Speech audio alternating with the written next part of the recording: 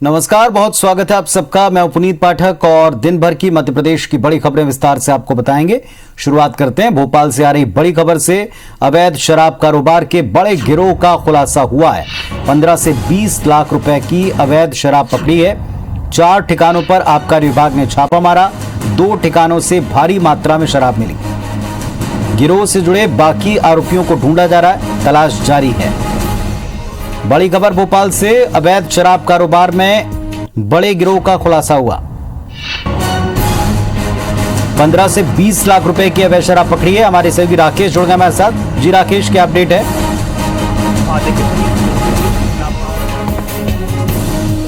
और कार से 2 आरोपियों को पकड़ा था। उनके पास से शराब जब्त हुई थी, लेकिन जब टीम ने जो सख्ती से पूछताछ की तो 4 और ठिकाने उनके अवैध शराब के मिले और वहां पर ठिकानों पर कार्रवाई की गई तो करीब 15 लाख से 20 लाख के बीच की ये शराब बताई जा रही है। और जो आबकारी विभाग की टीम है उसका ये दावा है कि इस गिरोह में अन्य जो आरोपी भी शामिल हैं। फिलहाल उन आरोपियों की तलाश बाकी है। ऐसे में जो गिरफ्तार किए गए हैं आरोपी, उनके नाम का खुलासा नहीं किया जा रहा, लेकिन ये विभाग की टीम का दावा है कि राजधानी भोपाल में ये जो गिरोह है ये लंबे समय से अवैध शराब का कारोबार कर लोगों से इनके जो है संपर्क भी थी और बकायदा राजधानी भोपाल में शराब का कारोबार करने के लिए ठिकाने बना रखे थे। 4 ठिकानों पर हालांकि टीम कार्रवाई कर चुकी है और भी इसमें कौन कौन से लोग शामिल हैं इस संबंध में आबकारी विभाग की टीम पूछताछ कर रही है। लेकिन जिस तरह से हम बात करें, राजधानी भोपाल में कार के जरिए जो है शराब अवैध रूप से सप्लाई की जाती थी।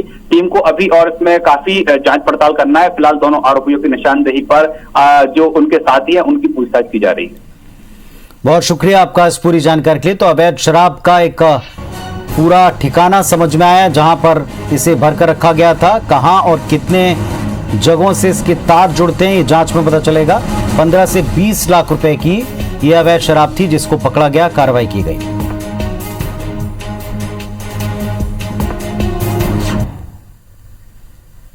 कटनी जिले में पिछले 2 दिन से लगातार बारिश मुसीबत का सबब बन चुकी है। जिले के उमरिया पान के बनहरा गांव में बारिश के चलते कच्ची दीवार भरभरा कर गिर गई और सड़क पर खेल रहे 4 मासूम बच्चे उसकी चपेट में आ गए। मलबे में दबने से 4 की मौत हो गई।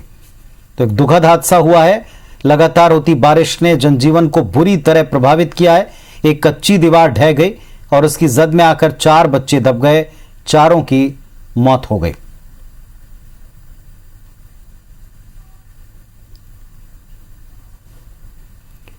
जबलपुर में लगातार हो रही बारिश ने नगर निगम के तमाम इंतजामों की पोल खोल दी। शहर के तिलहरी इलाके में पॉश कॉलोनी में चैतन्य सिटी में 8 से 10 फीट तक पानी भर गया। कॉलोनी में ड्रेनेज की व्यवस्था नहीं है और इसकी वजह से चारों तरफ पानी पानी हो गया। सूचना मिलने पर होमगार्ड और एनडीआरएफ की टीम ने मोर्चा संभाला। इलाके में बोट्स के जरिए रेस्क्यू ऑपरेशन को चलाया गया। जल भराव के बीच में घरों में फंसे 15 से 20 लोगों को सुरक्षित बोट के जरिए बाहर निकाला गया। जल प्लावन के नजारे पर राज्यसभा सांसद विवेक तनखा ने प्रशासन के लोगों की पूरी मदद की अपील प्रशासन से की है और दिल्ली से बयान जारी करते हुए तनखा ने कहा कि वो भी जल प्लावन से प्रभावित हैं और लोगों की पूरी मदद के लिए तैयार हैं। तो देखिए आप, चारों तरफ पानी पानी। बताया जाता है कि एक पॉश कॉलोनी है, लेकिन पॉश कॉलोनी जलमग्न हो गई। जल निकासी की कोई व्यवस्था नहीं है, नालियां ढंग की नहीं है, जिसकी वजह से इस पानी को निकालने के दौरान काफी दिक्कतें महसूस की गई। घरों में पानी भर गया, सड़कें कहीं नजर नहीं आ रही थी।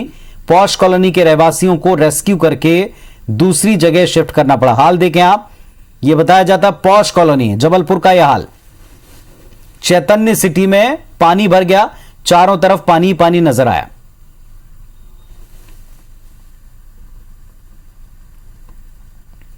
मध्य प्रदेश में कई सारे जिलों में 2 दिन से लगातार बारिश ने हालात बिगाड़ दिए हैं। नदी नाले सब उफान पर हैं। शहर से लेकर गांव तक चारों तरफ पानी पानी, रास्ते जाम हैं। जिंदगी चारों तरफ मुसीबत में दिखती। देखें आप 6 तस्वीरें। छिंदवाड़ा, पिपरिया, सीहोर, बैतूल, होशंगाबाद, रायसेन में भारी बारिश से जनजीवन अस्त व्यस्त है। छिंदवाड़ा में पैंच नदी उफान पर है। माचागोरा डैम बनने के बाद पहली बार पैंच नदी का रौद्र रूप दिखा है। आमटा गांव पूरी तरह डूब चुका है। 12 से ज्यादा गांवों को प्रशासन खाली कराने में जुटा है। 48 घंटे में 8 इंच से ज्यादा बारिश हुई है। तमाम रास्तों पर आवागमन पूरी तरह से बंद है। इधर बरगी डैम के गेट खुलने से पिपरिया में नर्मदा नदी उफान पर है। सांडिया पुल पर 2 फीट ऊपर पानी बह रहा है। निचली बस्तियों में मकान डूब चुके हैं। नाव के सहारे लोगों को सुरक्षित निकाला जा रहा है। सीहोर में भी नदी नाले उफान पर हैं। 20 से ज्यादा गांव का संपर्क जिला मुख्यालय से टूट गया है। निचले इलाकों में घरों में पानी घुस गया है। बैतूल में 3 नदियां उफान पर हैं। शाहपुर के माचना नदी के पुल के ऊपर से पानी बह रहा है। 3 फीट ऊपर पानी है। Bhopal Nagpur national highway 69 number ये जाम से जूझ रहा है। यहां धार और सूखी नदी उफान पर है। उधर होशंगाबाद में भी भारी बारिश से हालात बिगड़ चुके हैं।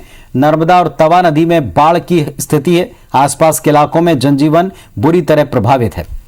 नर्मदा नदी अलार्म लेवल से 8 फीट और खतरे के निशान से 4 फीट ऊपर है। निचले इलाकों में पानी भरा है। रायसेन की तस्वीर आप देख रहे हैं। यहां भी बरेली इलाके में बाढ़ है। निचली बस्तियों में घरों में पानी भर चुका है। कई गांवों का संपर्क टूटा है। प्रशासन की टीमें रेस्क्यू कर रही हैं।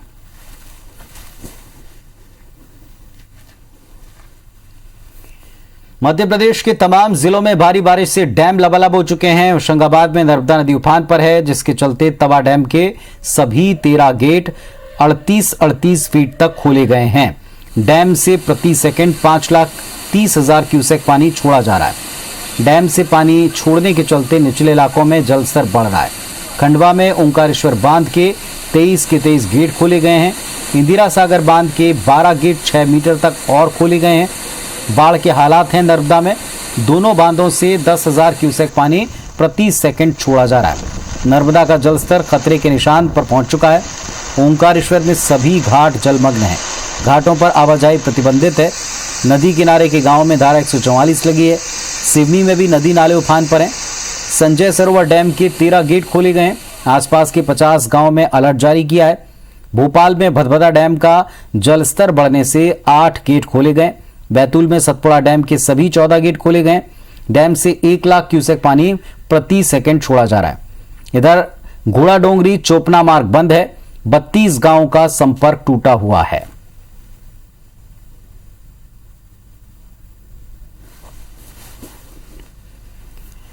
सीएम शिवराज सिंह चौहान का हवाई दौरा बाढ़ प्रभावित क्षेत्रों में दिखाई पड़ा है। यहां हवाई सर्वे करने पहुंचे मुख्यमंत्री। सीहोर होशंगाबाद जिले के क्षेत्रों का दौरा किया। नर्मदा किनारे स्थित क्षेत्रों का जायजा लिया है। नर्मदा में उफान है। नर्मदा की सहायक नदी तवा वो भी उफन रही है। डैम के गेट खोले गए हैं। निचले इलाकों में सीहोर में, होशंगाबाद में, विदिशा में तमाम जगहों के ऊपर जल भराव की स्थिति है। शहर और गांव सभी इस समय जल भर जाने से, पानी भर जाने से परेशान है। और इसी स्थिति का जायजा लेने, किसानों के हालात देखने मुख्यमंत्री निकले थे। हालांकि वो भी अपना पूरा सर्वे नहीं कर पाए हैं, खराब मौसम की वजह से, लो क्लाउड की वजह से।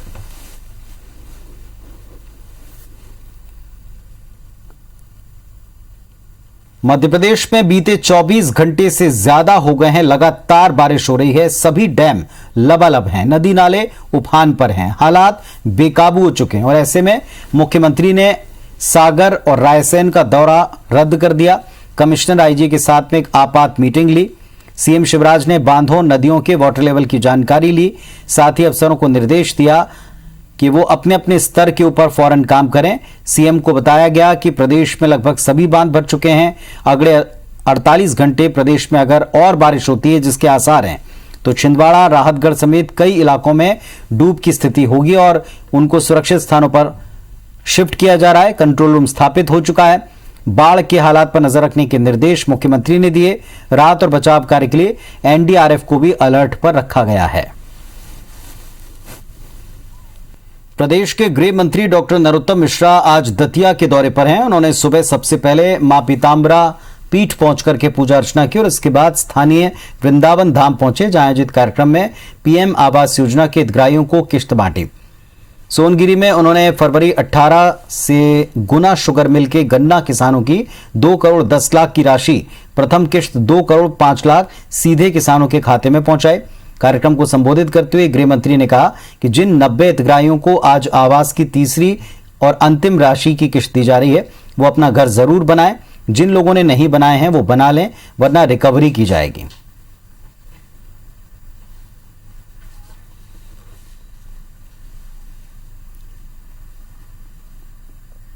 मध्य प्रदेश बीजेपी के अध्यक्ष वीडी शर्मा आगामी उपचुनाव के लिए विधानसभा क्षेत्रों का दौरा शुरू करने जा रहे हैं। वीडी शर्मा ने मीडिया से बात करते हुए बताया कि चुनावी तैयारी को पुख्ता करने और कार्यकर्ताओं के बीच जोश भरने अब विधानसभा क्षेत्रों में वो जा रहे हैं। कोरोना के चलते अब तक दौरा नहीं बन पा रहा था, लेकिन अब कार्यकर्ताओं से मुलाकात का दौर शुरू हो चुका है। कांग्रेस के ज्योतिरादित्य सिंधिया का विरोध किए जाने पर वीडी शर्मा ने कहा कि कांग्रेस एक झूठी पार्टी है, उसके नेता झूठे हैं। सिंधिया के बारे में कांग्रेस कुछ भी कहे, जनता उस पर विश्वास नहीं करती।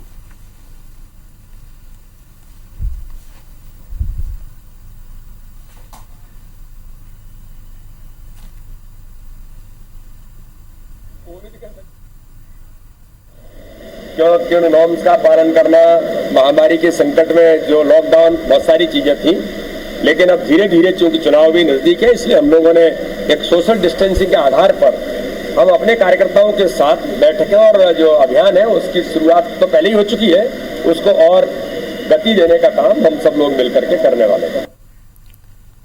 ग्वालियर में पूर्व मंत्री सज्जन सिंह वर्मा द्वारा सिंधिया पर लगाए गए आरोप पर मंत्री भारत सिंह कुशवाहा ने पलटवार किया। भारत सिंह ने कहा कि इस अंचल में अब कांग्रेस के पास कुछ बचा नहीं है, इसीलिए खिसियानी बिल्ली खंबा नोच रही। कांग्रेस के पास इस अंचल में सबसे बड़े नेता सिंधिया थे, जो बीजेपी में आ चुके हैं। कांग्रेस को ढूंढने से प्रत्याशी नहीं मिल रहे और इस तरह का अनर्गल आरोप उसी की खींच है। शुक्रवार को पूर्व मंत्री सज्जन सिंह वर्मा ने ज्योतिरादित्य सिंधिया को भूमाफिया बताते हुए कहा था कि सिंधिया ने सरकारी जमीन, मंदिर की जमीनें, यहां तक कि कुत्ते की समाधि तक पर कब्जा कर लिया। दरअसल शारदा विहार कॉलोनी में कुत्ते की समाधि बनी हुई है, जिसे सिंधिया परिवार ने ही 1930 में बनवाया था। 10 से 12 साल पहले ज्योतिरादित्य सिंधिया ने उस जमीन को किसी बिल्डर को बेच दिया। कॉलोनी वासी इस जमीन को सरकारी बताते हुए कलेक्टर से इसकी शिकायत कर चुके हैं। कलेक्टर ने रजिस्ट्री पर स्टे लगा दिया था और तब से जमीन ऐसे ही पड़ी है।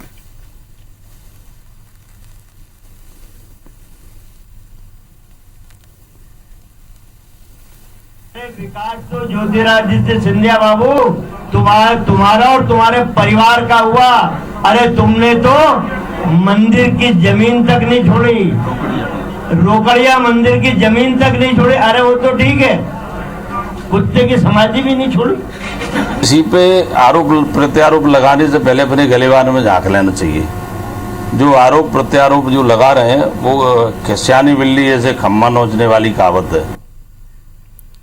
ग्वालियर में सिंधिया एजुकेशन सोसाइटी को लीज पर दी गई 145 एकड़ जमीन को लेकर सियासत तेज है। कांग्रेस नेता के मिश्रा ने ट्वीट कर ज्योतिरादित्य सिंधिया को भूमाफिया फिर बताया। साथ ही दावा किया कि सिंधिया हमेशा जमीन आवंटन और अफसरों के तबादले को लेकर ही तत्कालीन मुख्यमंत्री कमलनाथ से मुलाकात किया करते थे। इधर पूर्व मंत्री पीसी शर्मा का कहना है कि अब सीएम शिवराज इस फैसले को खारिज करके बताएं कि फैसला गलत था। मंत्री भूपेंद्र सिंह ने कहा कि जांच कर रही मंत्रियों की कमेटी जो रिपोर्ट देगी उस पर सरकार संज्ञान लेगी। बीजेपी प्रवक्ता रजनीश अग्रवाल का कहना है कि अगर ये कमलनाथ सरकार से अंतिम 6 माह के लिए गए निर्णयों में शुमार होता है तो मंत्रियों की कमेटी इसकी समीक्षा जरूर करेगी। लेकिन कांग्रेस सिंधिया फोबिया से ग्रसित है। सिंधिया का नाम जहां भी आता है वो आरोप लगाने लगते हैं।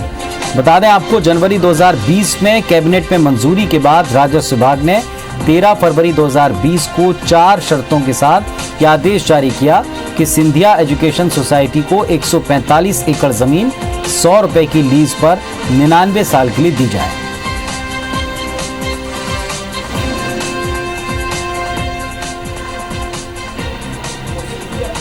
ग्रसित हैं, जहां नाम सिंधिया जी का आता है, इनको इस प्रकार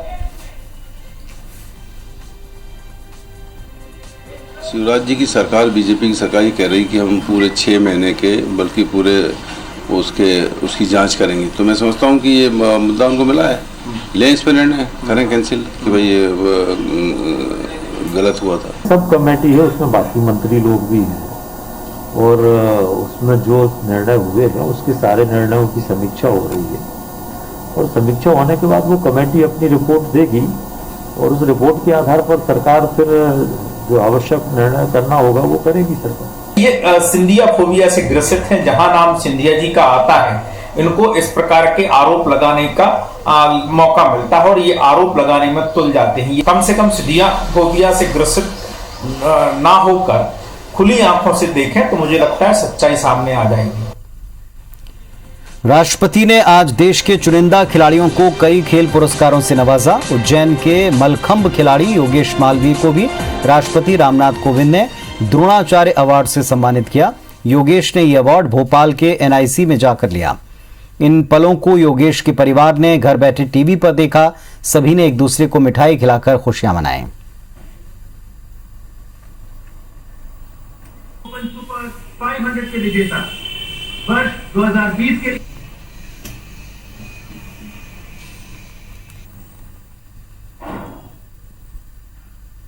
राष्ट्रमंडल चैंपियनशिप 2019 में स्वर्ण पदक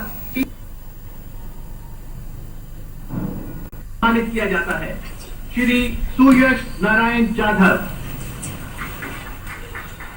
वो नहीं है महत्व के कितनी खुशी हुई कुछ बयान नहीं कर सकता हूँ। मेहनत का तो फल निश्चित ही मिलता है और लगन और मेहनत उनके संग थी तो उसका आज परिणाम सामने देखने को मिल गया।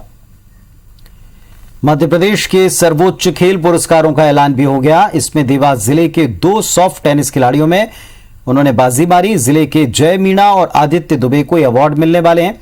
सॉफ्ट टेनिस के अंतर्राष्ट्रीय खिलाड़ी जय मीणा को विक्रम अवार्ड और आदित्य दुबे को एकलव्य अवार्ड देने की घोषणा हुई है। देवास के लिए पहला अवसर होगा जब किसी खिलाड़ी को विक्रम अवार्ड से सम्मानित किया जा रहा हो। पुरस्कारों की घोषणा के साथ ही देवास जिले के खेल प्रेमियों और खिलाड़ियों में खुशी की लहर है।